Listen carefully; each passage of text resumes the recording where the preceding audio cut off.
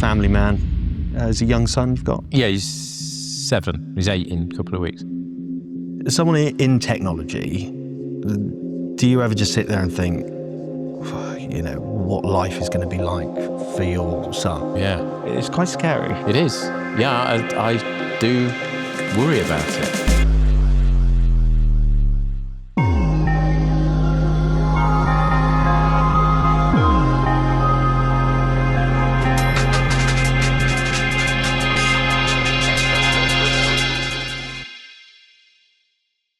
Hey there, folks. Welcome to the Wired But Human podcast. Really special episode today. We are out of Bristol. We are out of office and in a brand spanking new office, the Truly SMB office, and delighted to say, joined by the brand new CEO, Tim Rooks. Firstly, welcome to the Wired But Human podcast. Thank you. Yeah, thanks for having me. What did it feel like to be recently named CEO of Truly SMB? Well, it feels good. Yeah, I've been managing director of my previous business previously, which is morphed into Truly SMB. So it feels like a natural step, but it all at the same time, a little bit of apprehension because we're a bigger company, we're a global company, lots more sort of senior people working here as well. So I feel like it is a step up from the previous role, but definitely excited to be here and to be a CEO of Truly SMB. Well, we should give people some background around Truly SMB. Obviously, you founder of True MSP, which Correct. was acquired by Truly SMB about a year ago now, I think so? Yeah, it was about a year ago. So yeah, I owned an MSP called True MSP, which set up in 2017. Set it up in October 2017, then had a baby boy in November 2017. So, I like to set myself a challenge. So we're an MSP. We're based in the East Midlands, and traditional sort of managed IT, help desk, infrastructure projects, all that sort of thing. Built it up quite nicely over the 7 years, and then I knew both Brett and Vicky, who are my new business partners, known them for years. We worked alongside in various stages over the last sort of 15, probably even 20 years now. It's quite a long time. Knew Brett as well as a competitor. He had a really successful MSP business as well, and always used to stare out my old office window at Brett's office and thinking, come on, he's doing all right. And then, we've ended up working together and starting Truly SMB out of True MSP. And the big thing that we're focusing on with Truly SMB is not just MSP services. So we're looking at AI and also business applications, and it's all Microsoft based. We're very much a Microsoft partner. Yeah, it's really interesting, the timeline and the fact that you almost like, you and Brett had this competitive spirit before. Yeah. Could you ever have actually imagined you working with him? Never. No, and in fact, tell me, what was it like? Because I know Brett, and he's competitive. I'm getting to know you more, and I can see a similar streak. But I would have loved to be a fly on the wall. Yeah. So when I first, I worked for a company, they were a firm of business advisors, but they had an MSP arm. Vicky worked there. I left to start my own business, and I started a typical thing out of my bedroom on my own. And I was a little bit naughty, and I tried to talk to a client of theirs. And whilst I stepped away and started my own thing, Brett actually then came in to work with Vicky and run that particular MSP business. And I always remember I got a pretty nasty letter off Brett saying, stop talking to our client. Handwritten or no? It wasn't handwritten, it was hand signed and blood on it. Yeah, signed with blood. Brett claims he doesn't remember sending it. Oh, I'm pretty sure he does. Yeah. And I remember. You still have it? I might have it somewhere. Yeah, but that's one for the Christmas party, I think. Yeah, so the thought of then working with Brett, it's just crazy. But I've never heard anything bad about Brett, and he's very successful, well known in the industry, MSP industry, certainly well known in the area. I remember at one stage you couldn't go anywhere without seeing one of Brett's signs on the side of a bus, or at all the big sporting venues, petrol pumps, the whole lot. So yeah, then what happened was Vicky then put Brett and I in touch, and Brett and I had this Teams meeting, and again it was like weird before the Teams meeting. Oh, I can't believe it, because I'd never even spoken to him. Yeah. Probably best you didn't meet in person if you did, just in case the rivalry still yes. But known of him for like a decade or so. Yeah. And then we just started chatting on this Teams meeting, and just instantly hit it off. And like, you can just tell when someone's a nice person. Yeah. And you're going to have, you've got a common interest, and yeah, we just instantly hit it off. And then Brett started doing, helping us out with our business, and it kind of just snowballed from there. I spoke to you before, so there wasn't any real push for you to want to sell True MSP, was there? Because things were going quite well. You had a huge number of clients in the UK. Yeah. Was that a difficult decision? It was a difficult decision, and I was happy with what we were doing. Yes, it's a good question, but I think when I look back, it's fair to say that it was. You could argue it started to become a lifestyle business, and without sounding like I'm blowing my own trumpet, a very successful lifestyle business, like, a multi-million turnover business. But nevertheless, we got very comfortable. Right. And I was struggling to see how we were going to really push forward and break the barrier, and, really go for like one of these companies that just seems to skyrocket. Because we were growing organically, and like you say, we still grew quickly, and, really pleased with the way we grew. But so this really was one of those decisions where it was like, well, we could stay doing what we're doing, and we will hopefully continue to grow. But with AI coming along, not sure what the MSP market looks like in the future, or we could take this another leap of faith and then, really, really skyrocket the business. And I've read a few things where people have said entrepreneurs that are really successful, when you speak to them, they continue to take risks. And this for me was another risk in a way, nothing. Well, just in terms of, I'm rolling up everything that I've done for the last 7 years and the value of my business into this new business. So, although the credentials of the people I'm working with are incredible, it's always a risk because we're on a pretty steady trajectory. Am I right in saying it's almost like what you're deciding then is that there's a ceiling, and you're deciding, do I want to push that ceiling now and go even higher, right? Yeah, I think it's probably more, do we want to smash through the ceiling or sort of just rub the top of your head on it kind of thing? And I think, that was kind of the way it was looked at. So when you're making those decisions, and we should say as well, you were another business partner as well, so it was a joint decision. Sure. But is this something you're chatting with your family about? I mean, you've just recently had a young child, so pushing that limit or breaking the glass, whatever you want to call it, it can't. I suppose it's not just something you can decide yourself, or maybe you did. No, I definitely would always check with my actually all my family. My wife, obviously, brother. I've got an older brother. He's pretty commercial. My dad owned his own business.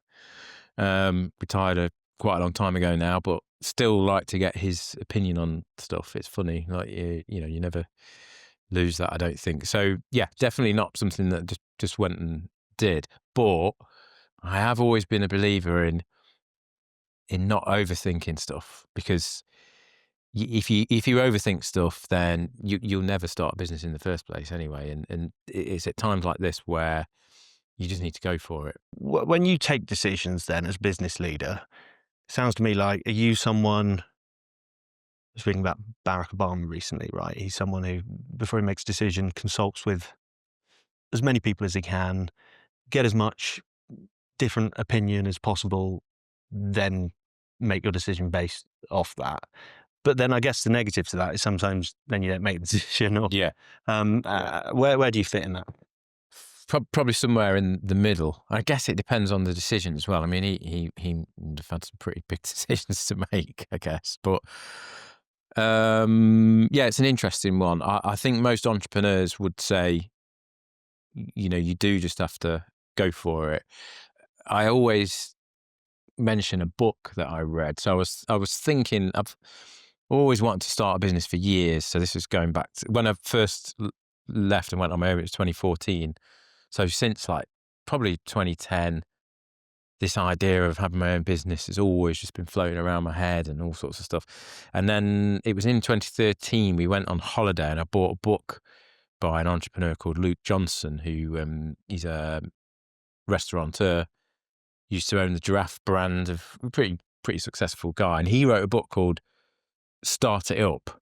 And it's all about just stop procrastinating about things. Don't, sounds easy to say it, but don't worry about the mortgage and thinking, well, what do I do about paying the mortgage? And what about if you want to go on holiday somewhere next year? And something that my brother said to me after I'd been in business, I started my business, been going about 3 months.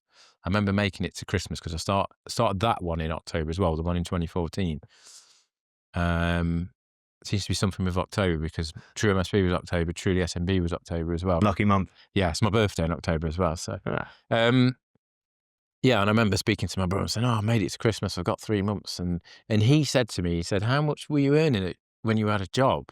And I said, I was earning, this much a month. And he's like, right, so over the last 3 months then, you've actually lost X thousands of pounds because you haven't earned that money.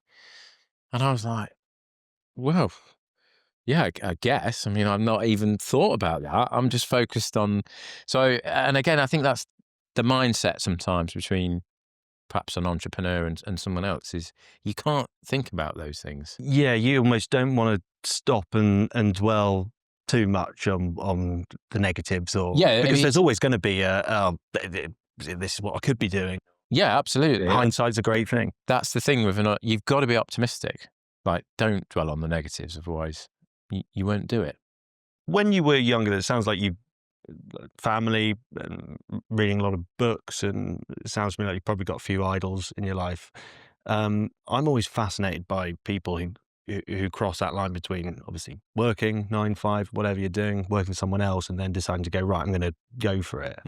Are you someone who does the research and plans, or is it kind of build the rocket ship while it's taking off type of person? Yeah, I'd say the latter, because I'm not a detailed person. Like I'm more about the idea. And I get an idea and a concept in my head, and we could make millions out of this time next year and all that. But if someone says, can you break it down for me, show me your model, and I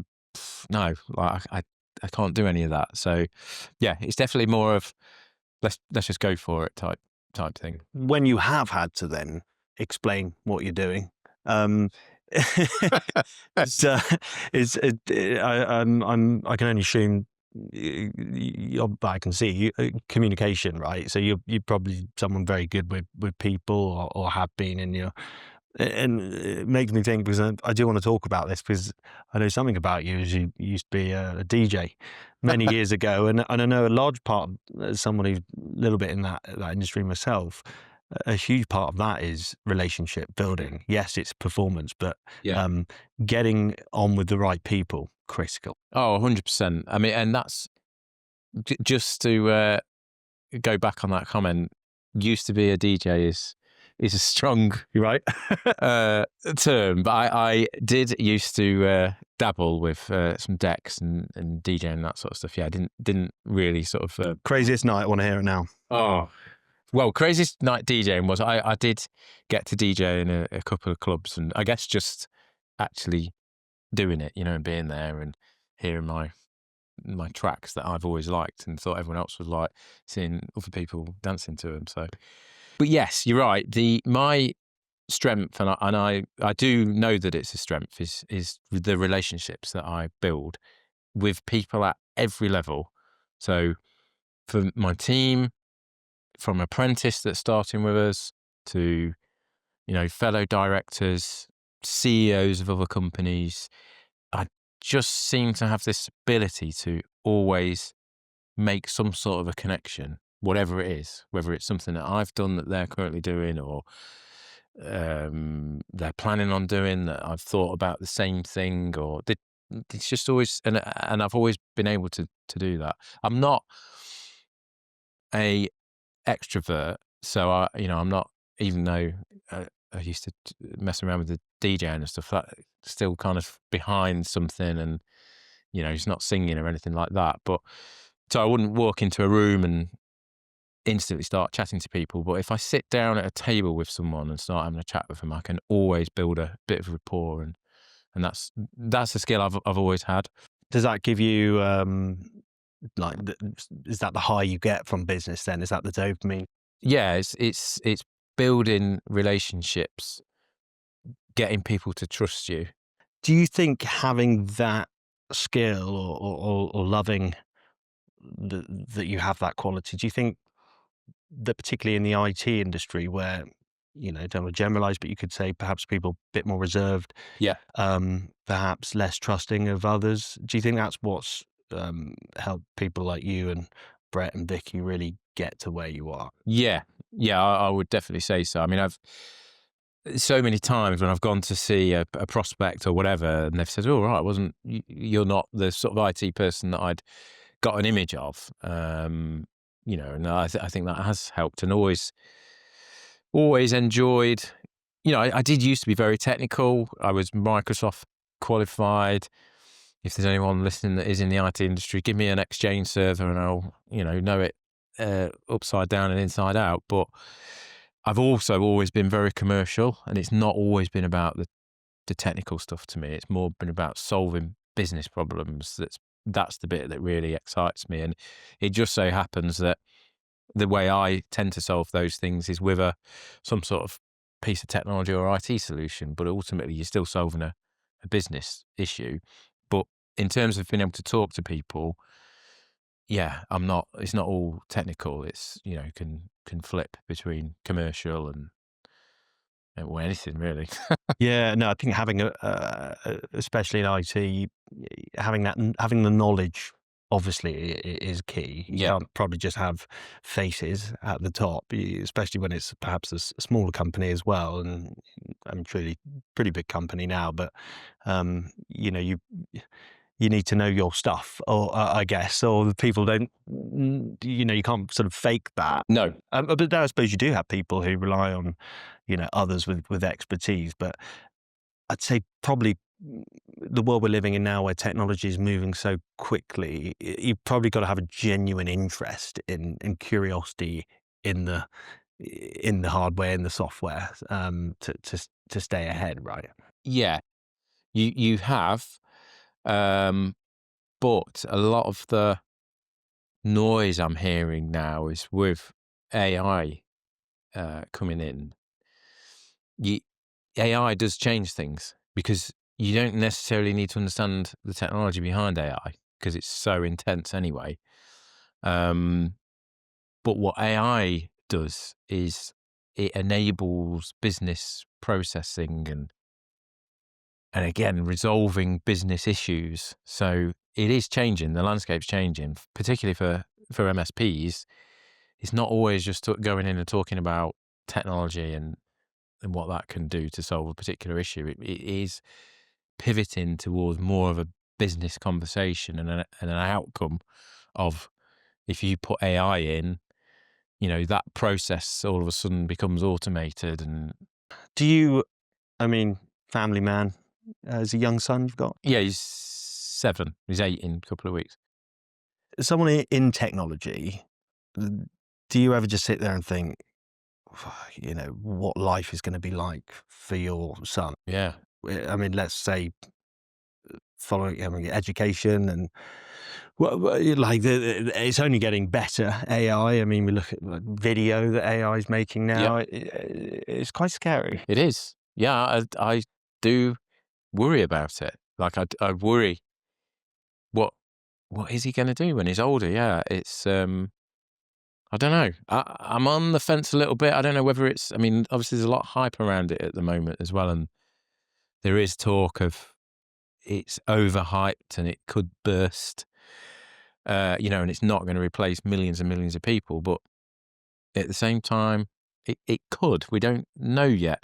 One thing that does bother me that I do think about, and I've sort of watched a couple of YouTube videos on and things like that, is the idea that AI could be very good at like outsourced call centers and chatbots, all that sort of stuff.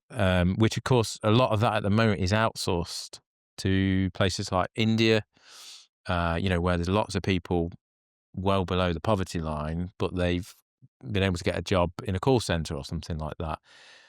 And, there's talk of companies just replacing all that with AI. And that I think is quite scary because it's quite easy to think, well, that's over there. It doesn't necessarily affect me, but it will affect us. Like what happens to all those millions and millions of people? It does feel like a crazy world sometimes. It can feel overwhelming. I guess sort of going back to then where you are now, where you are in your career, great office here. Disclaimer, I consult with Truly SMB, support them with communication and PR as Wide But Human. How important is it to have a great team when you are growing a tech company? Yeah, I mean, it's super important.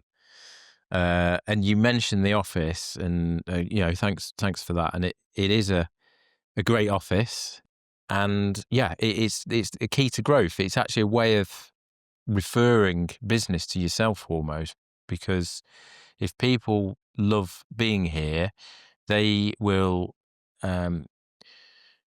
They'll give service with a smile. We have a help desk. We've got people on the phones, and that's a hard job all day long, fixing problems. You tend to have the odd angry client and that sort of thing, or stressed client.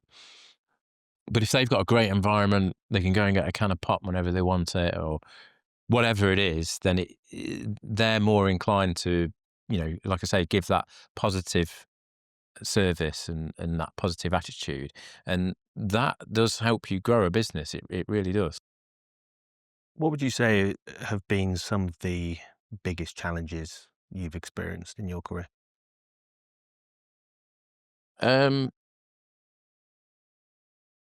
I would probably say it is managing the team. Yeah, it is the number one challenge, and I think most business owners would agree. It's difficult. It is difficult managing people, because you just never know. Someone can interview really well, but then once they've started, something's not quite right, and that's the toughest part for sure. Yeah. How do you find those conversations, or how have you found them over the years? Because you mentioned, getting people's trust and forming strong relationships. Does it hurt you then, maybe more than others, when those don't go to plan? But one thing I will say about these sorts of situations, again, I guess it depends how big your team is, but listen to your team as well. The ones that are loyal. We did have an incident a little while back where someone just wasn't the right fit, and I had lots of members of the team come up to me and say, I'm a bit concerned, and never bat those things off and just think, oh, he's moaning or she's moaning, whatever. You really have to listen to your team, because they're the ones that they know the culture of the business, particularly the ones that have been working with you a long time. So yeah, it's definitely a bit of advice I'd give. Yeah, you can have your HR departments, but being present in the office as a leader and being available and allowing for communication like that to happen if it needs to happen without it feeling like a big pressured thing or moment? It feels seems you take that very seriously. Yeah, absolutely. And again, it's all about the culture. They've got to feel like if something's not right, they can call it out, and they've got the confidence to come and speak to me or one of the other members of the leadership team and tell us that they're not happy about something or they think the situation's not right, and know that they're not going to get in trouble for calling it out. And and we'll assess the situation and act on it. But that's super important, and you hear about stories of bosses that are just not very nice. And I guess, and always angry and that kind of thing. I can't imagine what it must be like to work for a company like that, because the culture comes from the top down. So something I really wanted to ask you is, it's quite a big question. Would you say you've achieved your dreams in life yet? No. um, no, I wouldn't, because I've not. I'm still in the whirlwind of running a business. The ultimate goal for me is to eventually get out of that and hopefully enjoy, what's the word? The success of what I've created, and be able to, step back a little bit. And Okay, so that success, then enjoying that success, what does that look like? well, I mean, business is sold. Got some money for that, hopefully. Because I guess I'm asking that question because you could argue when you were acquired by Truly SMB that to some extent could have cashed in then, really. Well, yeah, but the deal we did. So that's why I'm saying I've taken another risk, because I've rolled up the value, if you like, into this business. So yeah, I wasn't in a position to go off and retire. But that was obviously always the plan. But yeah, that's when I feel like I will have hit the goal that I originally set was. And I'm not like a flashy person. I'm not talking about, a flat in Monaco or something like that. Does money buy you happiness? No, it doesn't. But what it does do is it gives you choices, and I think, that the choice of being able to do something or do something in a different way can create happiness. Did your dreams change when you had your kid? Uh, no, I wouldn't have said so. No. I mean, like I say, I started my company a month before he was born. I'd always wanted to start a business for years, and so that didn't stop me at all. Like because again, that could have been a reason not to have started the business. Does having a child help when you are in quite serious roles in a business in terms of dealing with some of those difficult moments, stress, or does that knowing that you have to provide for a human being as well as a partner, maybe does that take away some of the risk appetite, perhaps at various points? How does it affect your life? Yeah, it's a good question. I'm just trying to think if I've ever had a thought of, wow, if I do this, I've got to look after my son, and I don't think I've ever had those thoughts. I think again it goes back to that optimistic attitude. The eternal optimist of an entrepreneur is, well, yeah, of course it's going to work. So yeah, I can't say I've ever sort of thought, well, I better not do that because I've got to think about Leo. The only time when that comes into my head is I used to. I mean, I'm digressing quite a lot here, but I used to be into mountain biking and do a lot of mountain biking, and I still, if I got the time, would do it. But that's when you start having the thoughts of like, wow, should I be really going down this hill at 30 miles an hour? And but yeah, business wise, no, I do suffer with what's the best way to describe it?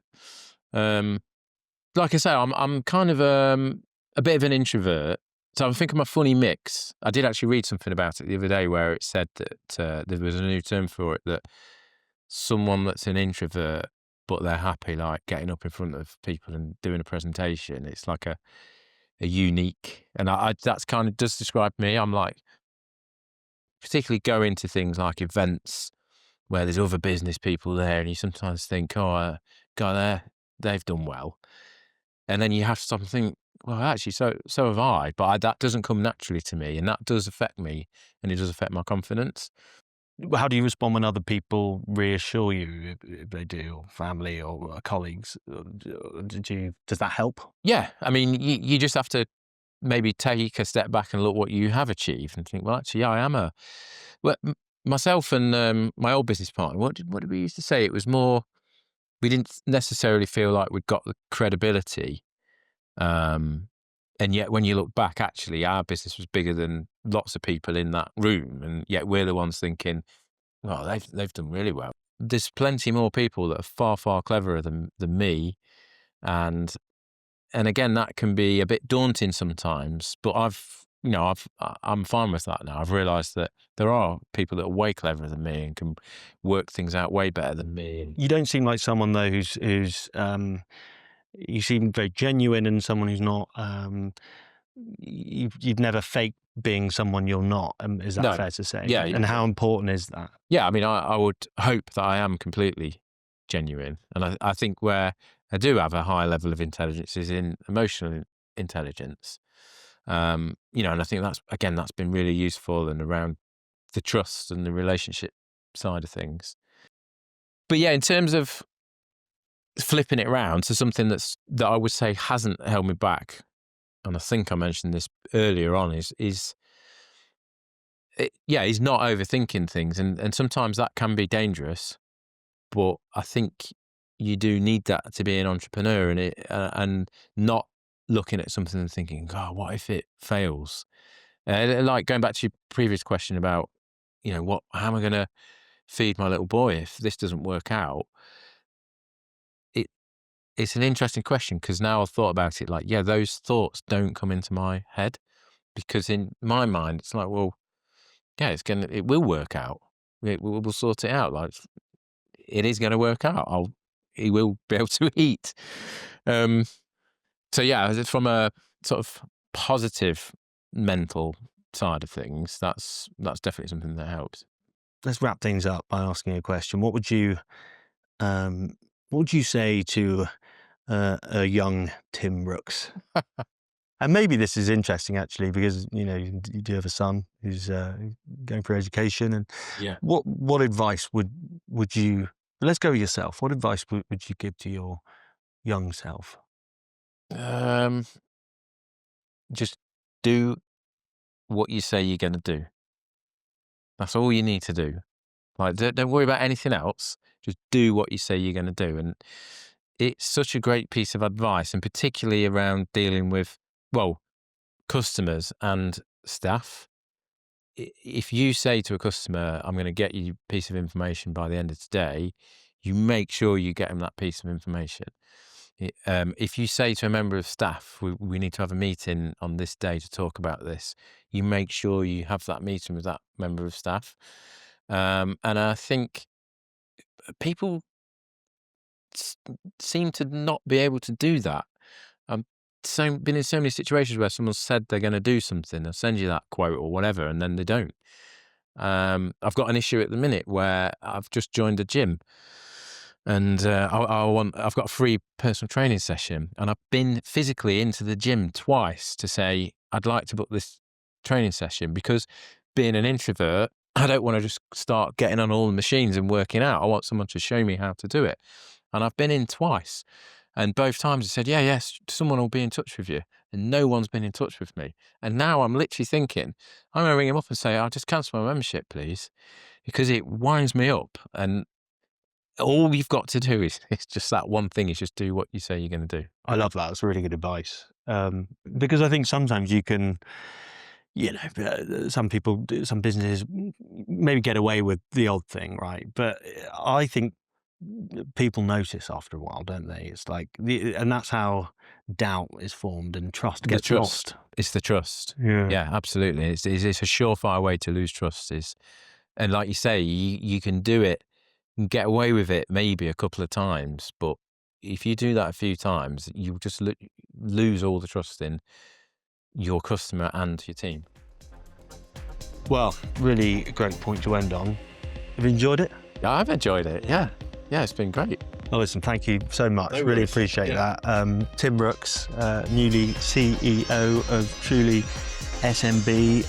Thank you for listening. Give us a like, give us a share, and stay tuned. We will have another great guest next week.